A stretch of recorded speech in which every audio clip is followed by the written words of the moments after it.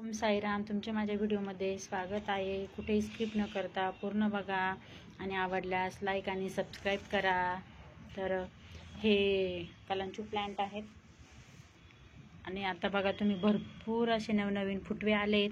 तुम्ही काही कटिंग्स पण लावल्या होत्या आणि त्या पण छान फुटल्या आहेत. त्या पण मस्त ग्रो करतायत. हे झाड खूप सुंदर होतं, खूप मोठं झालं होतं. मागच्या वर्षी याने भरपूर असे फुलं दिले होते. पण आता जे पाऊस आला ना, त्या पावसामध्ये 8 दिवस ते कंटिन्यू पावसात राहिलं आणि पावसाच्या पाण्यामुळे ना पूर्ण त्याचे पानं खराब झालेत आणि काहीतरी अळीने त्याच्यावर अटॅक केला होता. तर मी 2-3 वेळा नीमऑइलचा स्प्रे पण केला, पण पाऊस कंटिन्यू चालू असल्यामुळे मी त्याला शेडनेटच्या एरियात ठेवलं, पण तरीही ते खराब झालं होतं. त्यामुळे मग मी त्याची पूर्ण पानांची जी आहेत ना ती कटिंग केली होती. पूर्ण फांद्या वगैरे काढून टाकल्या होत्या. तर जे काही फांद्या काढल्यात ना त्याच्या कटिंग्स मी बघा इथे खाली लावल्या होत्या. इकडे पण लावल्या आहेत, इकडे पण लावल्या आहेत आणि त्या पण छान ग्रो करतायत. छोट्या छोट्या पण लावल्या होत्या, बघू शकता तुम्ही. त्याच्या पण छान ग्रो झालं आहेत. इकडे पण लावल्या होत्या. तर हे प्लांट आहेत ना, हे कटिंगपासून पण एकदम सुंदर ग्रो करते.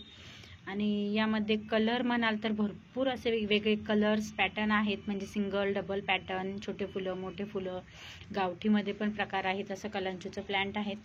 तर हे एकदा जर याचे फुलं आले ना तर हे साधारणतः महिनाभर तरी सुकत नाहीत आणि भरभरून आपल्याला फुलं देतं. तर साधारणतः दिवाळीनंतर डिसेंबरपासून फुलांची स्टार्टिंग होते. म्हणून मी आता छाटलं, म्हणजे डिसेंबरपर्यंत छान ग्रो होऊन आपलं प्लांट परत फुलं द्यायला सुरुवात होईल.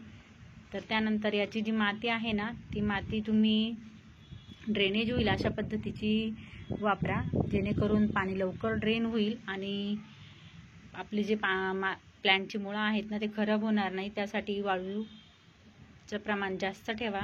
गार्डन सॉईल घ्या. त्याच्यानंतर तुम्ही कोकोपीट घ्या. कोकोपीटने पण काय होतं, मुळ्या पटकन पकडल्या जातात आणि झाडाची पण मध्ये ओलावा राहतो, पण आपली मुळं खराब करत नाहीत. त्यानंतर पाण्याचं जर म्हणाल तुम्ही तर याला रोज पाणी द्यायचं नाही. जेव्हा त्याची माती सुकल्यासारखी वाटेल तेव्हाच पाणी द्या. त्याच्यानंतर सूर्यप्रकाश म्हणाल तर सकाळी 1 ते 2 तासाचा सूर्यप्रकाश भरपूर झाला. जास्त तापमानाचं जर सूर्यप्रकाश असेल तर ह्या प्लॅन्टसाठी तो नको असतो. त्याचे पानं मुरझून जातात. आता माझ्या एका चुकीमुळे माझं प्लॅन खराब झालं. तर हे पावसाळ्यामध्ये तुम्ही बऱ्यापैकी शेडनेटच्याच एरियात ठेवा, जेणेकरून आपलं प्लांट वर्षभर खराब होणार नाहीत. आणि हे जे प्लांट्स आहे ना हे कटिंगपासूनच ग्रो केलं जातं. त्याच्यानंतर यामध्ये वेगवेगळे भरपूर कलर्स आहेत माझ्याकडे. मी भरपूर कटिंग्स पण आता लावल्या आहेत. बरेच पिंक कलर, रेड कलर. त्याच्यानंतर मी एक प्लांटचं पानांपासून पण एक ग्रो करण्याचा प्रयत्न केला आहे. पानांपासून पण खूप छान ग्रो होतं.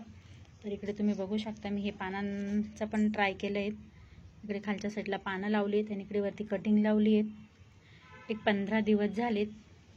ते पण छान ग्रो झाला आहेत.